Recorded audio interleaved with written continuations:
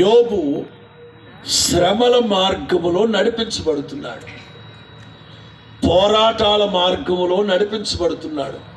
యోబు అనుకుంటున్నాడు దేవుడు నన్ను చేయి విడిచిపెట్టారని. నో నో నో నో అసలు దేవుడు నీ మీద ఎంత నమ్మకం కలిగి ఉన్నాడు తెలుసా? ఏకంగా సాతాను గాడికి సవాలు విసిరాడు. రే దొంగ సచ్చినోడా, నా సేవకుడని యోబుని గురించి ఎప్పుడైనా ఈ దేవుడు ఒకడు వాడికి లేని ఆలోచన పుట్టించాడు. వాడు అన్నాడు, I don't know sir who is Job. అరే పిచ్చోడి, యోబు తెలియదారా? వారి బాబును బలేవాడు, ఓ ఊసి దేశానికి వెళ్ళి మావాడు ఒకడున్నాడు అక్కడ ఆడుకోవాడిని అన్నాడు. అది దేవుడు కొన్ని సందర్భాల్లో మనల్ని ఇరికిస్తాడబ్బా.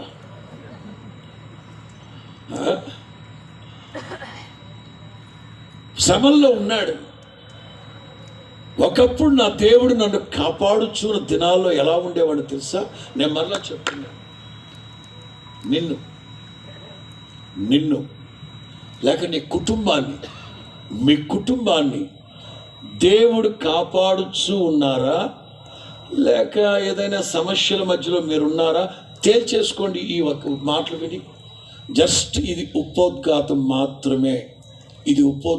మాత్రమే. సబ్జెక్ట్ కాస్త డీప్లోకి తీసుకెళ్తాను.